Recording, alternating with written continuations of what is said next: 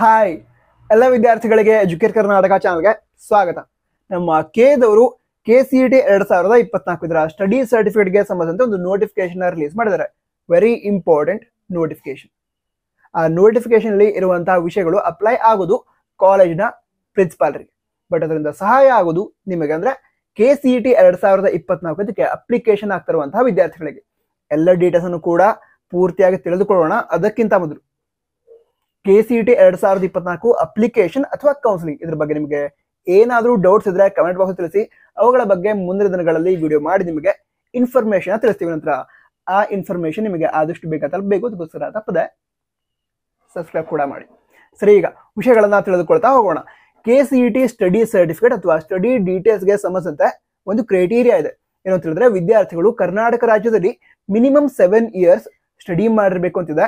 ನಂತರ ಆ 7 years ಅಲ್ಲಿ ಅಟ್ಲೀಸ್ಟ್ 1 year SSLC ಇರಬೇಕು, ಇಲ್ಲದೆ ಇದ್ರೆ ಸೆಕೆಂಡ್ PUC ಇರಬೇಕು ಅಂತಿದೆ.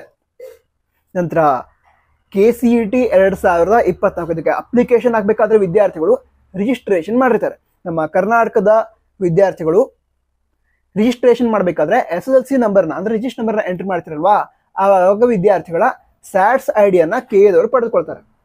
ಆ ಸ್ಯಾಟ್ಸ್ ಐಡಿಯಿಂದಾನೆ ವಿದ್ಯಾರ್ಥಿಗಳ ಫಸ್ಟ್ ಸ್ಟ್ಯಾಂಡರ್ಡ್ ಇಂದ 10th ಸ್ಟ್ಯಾಂಡರ್ಡ್ ವರೆಗಿನ ಡೀಟೇಲ್ಸ್ ಅನ್ನ KEದವರು ಪಡೆದುಕೊಳ್ತಾರೆ.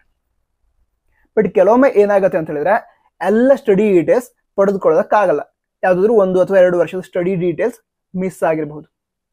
ಇಲ್ದಿದ್ರೆ ಆ ಪರ್ಟಿಕ್ಯುಲರ್ ಸ್ಟೂಡೆಂಟ್ 10th ಸ್ಟ್ಯಾಂಡರ್ಡ್ ಏನಿದೆ ಅದನ್ನ ಬೇರೆ ಸ್ಟೇಟ್ ಅಲ್ಲಿ ಕಲ್ತಿರಬಹುದು.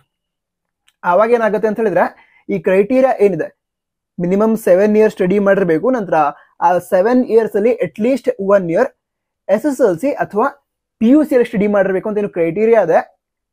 ಅದರ ಡೀಟೇಲ್ಸ್ ಅನ್ನ ಆ ಸ್ಯಾಟ್ಸ್ ಐಡಿಯಿಂದ ಪಡೆದುಕೊಳ್ಳೋದಕ್ಕೆ KEದವರಿಂದ ಆಗಲ್ಲ. ಯಾಕೆ? ಆ ಪರ್ಟಿಕ್ಯುಲರ್ ಸ್ಟೂಡೆಂಟ್ ಕರ್ನಾಟಕ ರಾಜ್ಯದಲ್ಲಿ 10th ಸ್ಟ್ಯಾಂಡರ್ಡ್ ಸ್ಟಡಿ ಮಾಡಿಲ್ಲ, ಬೇರೆ ಯಾವುದು ಬೇರೆ ಸ್ಟೇಟ್ ಅಲ್ಲಿ ಸ್ಟಡಿ ಮಾಡಿದ್ದಾರೆ. ಅದಕ್ಕೋಸ್ಕರ ಆ ಕ್ರೈಟೀರಿಯಾ ಫುಲ್ಫಿಲ್ ಆಗಲ್ಲ, ಇನ್ಕಂಪ್ಲೀಟ್ ಆಗಿರುತ್ತೆ. ಅದನ್ನ ಕಂಪ್ಲೀಟ್ ಆಗೋದಕ್ಕೆ ವಿದ್ಯಾರ್ಥಿಗಳಿಗೆ ಸಹಾಯ ಆಗೋ ರೀತಿ ಈ ಒಂದು ನೋಟಿಫಿಕೇಶನ್ ರಿಲೀಸ್ ಮಾಡಿದ್ದಾರೆ. ಏನು ಅಂತ ಹೇಳಿದ್ರೆ, ಈಗ ಆ ಸ್ಯಾಟ್ಸ್ ಐಡಿಯಿಂದ ಸಂಪೂರ್ಣವಾದ ಡೀಟೇಲ್ಸ್ ಸಿಗದೇ ಇದ್ರೆ ಆ ಸಂದರ್ಭದಲ್ಲಿ ವಿದ್ಯಾರ್ಥಿಗಳು PUC ಡೀಟೇಲ್ಸ್ ಅನ್ನ ಸಬ್ಮಿಟ್ ಮಾಡಬಹುದು. ಅದರಲ್ಲೂ ಕೂಡ ಒಂದು ಪ್ರಾಬ್ಲಮ್ ಬರ್ತಾ ಇತ್ತು. ಏನು ಅಂತ ಹೇಳಿದ್ರೆ, ಈ ಸ್ಟಡಿ ಸರ್ಟಿಫಿಕೇಟ್ ಏನಿದೆ ಅದನ್ನ ವಿದ್ಯಾರ್ಥಿಗಳಿಗೆ ಯಾವಾಗ ಕೊಡ್ತಾರೆ ಅಂತ ಹೇಳಿದ್ರೆ, 1 year ಏನಿದೆ ಅದನ್ನ ಕಂಪ್ಲೀಟ್ ಆಗಿ ಸ್ಟಡಿ ಮಾಡಿದ ನಂತರ. ಈಗ ಎಕ್ಸಾಂಪಲ್ಗೆ, ನೀವೀಗ ಒಂದು ಕಾಲೇಜಲ್ಲಿ ಫಸ್ಟ್ PUC ಕಂಪ್ಲೀಟ್ ಮಾಡಿದ್ದೀರಾ.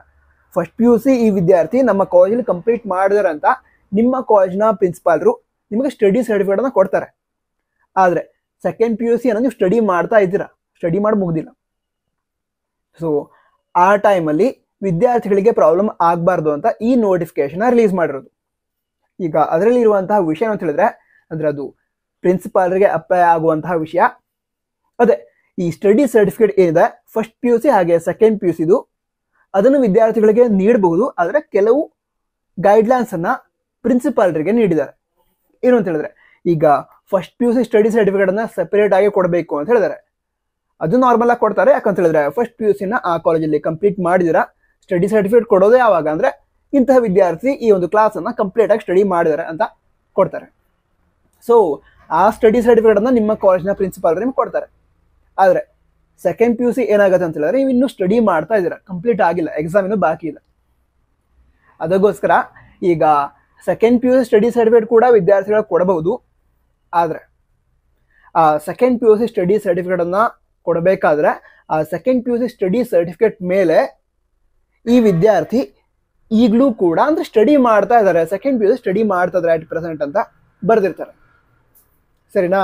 First PUC study certificate, second PUC study certificate ಎರಡು ಬೇರೆ ಬೇರೆ ಕೊಡ್ತಾರೆ. ಫಸ್ಟ್ PUC ಸ್ಟಡಿ ಸರ್ಟಿಫಿಕೇಟ್ ಅಲ್ಲಿ ಸ್ಟಡಿ ಮಾಡಿ ಆಗಿದೆ ಅಂತ ಇರುತ್ತೆ. ಸೆಕೆಂಡ್ PUC ಸ್ಟಡಿ ಸರ್ಟಿಫಿಕೇಟ್ ಮೇಲೆ ಸ್ಟಡಿ ಮಾಡ್ತಾ ಇದ್ದಾರೆ ಒಬ್ಬ ಪರ್ಟಿಕ್ಯುಲರ್ ಸ್ಟೂಡೆಂಟ್ ಅಂತ ಇರುತ್ತೆ. ಸೊ ಆ ಸ್ಟಡಿ ಸರ್ಟಿಫಿಕೇಟ್ ಅನ್ನು ಕೂಡ ನೀವೇನು ಮಾಡಬಹುದು, ಆ ಸ್ಟಡಿ ಡೀಟೇಲ್ಸ್ಗೆ ಸಂಬಂಧಿಸಿದಂತೆ ಅಪ್ಲೋಡ್ ಮಾಡಬಹುದು ಅಪ್ಲಿಕೇಶನ್ ಹಾಕುವಂಥ ಸಂದರ್ಭದಲ್ಲಿ. ನಂತರ ಈಗ ಯಾವುದಾದ್ರೂ ವಿದ್ಯಾರ್ಥಿಗಳು 1ನೇ ತರಗತಿಯಿಂದ 10ನೇ ತರಗತಿವರೆಗೆ ಕರ್ನಾಟಕ ರಾಜ್ಯದಲ್ಲೇ ಸ್ಟಡಿ ಮಾಡಿದ್ದಾರೆ, ಆ ಸಂದರ್ಭದಲ್ಲಿ ಈ ಸ್ಟಡಿ ಸರ್ಟಿಫಿಕೇಟ್ ಅವಶ್ಯಕತೆ ಇರೋದಿಲ್ಲ. ಈಗ ಅಕಸ್ಮಾತ್ ಆಗಿ ವಿದ್ಯಾರ್ಥಿಗಳ 10th ಸ್ಟ್ಯಾಂಡರ್ಡ್ ಸ್ಟಡಿ ಡೀಟೇಲ್ಸ್ ನಮ್ಮ KEದವರಿಗೆ ಸ್ಯಾಟ್ಸ್ ಐಡಿಯಲ್ಲಿ ಸಿಕ್ಕಿಲ್ಲ, ಅಥವಾ ಸ್ಯಾಟ್ಸ್ ಐಡಿಯಲ್ಲಿ ಟೋಟಲ್ 7 years ಸ್ಟಡಿ ಡೀಟೇಲ್ಸ್ ಇಲ್ಲ, ಈಗ 6 years ಇರಬಹುದು. ಆ ಸಂದರ್ಭದಲ್ಲಿ PUC ಸ್ಟಡಿ ಡೀಟೇಲ್ಸ್ ಅನ್ನ ವಿದ್ಯಾರ್ಥಿಗಳು ಆ್ಯಡ್ ಮಾಡಬಹುದು. ಸರಿನಾ? ಅಕಸ್ಮಾತ್ ಆಗಿ ಟೋಟಲ್ 10 ಇಯರ್ಸ್ ಸ್ಟಡಿ ಡೀಟೇಲ್ಸ್ ನಮ್ಮ ಕೇದವರಿಗೆ ಸ್ಯಾಟ್ಸ್ ID ಇಂದನೇ ಸಿಕ್ತು ಅಂತ ಹೇಳಿದ್ರೆ ಆ ಟೈಮಲ್ಲಿ ಏನು ಪ್ರಾಬ್ಲಮ್ ಇಲ್ಲ. ಅಕಸ್ಮಾತ್ ಸಿಗಲಿಲ್ಲ ಅಂತ ಹೇಳಿದ್ರೆ ವಿದ್ಯಾರ್ಥಿಗಳು ಏನು ಮಾಡ್ಬೋದು, PUC ಸ್ಟಡಿ ಡೀಟೇಲ್ಸ್ ಅನ್ನ ಎಂಟ್ರಿ ಮಾಡಬಹುದು. ಹಾಗೆ PUC ಸ್ಟಡಿ ಸರ್ಟಿಫಿಕೇಟ್ಸ್ ಅನ್ನು ಕೂಡ ಅಪ್ಲಿಕೇಶನ್ ಹಾಕುವ ಸಂದರ್ಭದಲ್ಲಿ ಅಪ್ಲೋಡ್ ಮಾಡಬಹುದು. ನಂತರ ಇದಿಷ್ಟು ವಿಷಯ ಆಗಿತ್ತು. ಅದು ಹೇಳಿದ್ನಲ್ಲ, ಬೇರೆ ಡೌಟ್ಸ್ ಇದ್ರೆ ಕಮೆಂಟ್ ಬಾಕ್ಸ್ ತಿಳಿಸಿ ಅಂತ ತಿಳಿಸಿ. ನಂತರ ಈ ಎಲ್ಲ ವಿಡಿಯೋಗಳನ್ನು ಆಲ್ರೆಡಿ ಅಪ್ಲೋಡ್ ಮಾಡಿದ್ದೇವೆ, ಚೆಕ್ ಮಾಡಿ. All the best. ಜೈ ಹಿಂದ್, ವಂದೇ ಮಾತರಂ.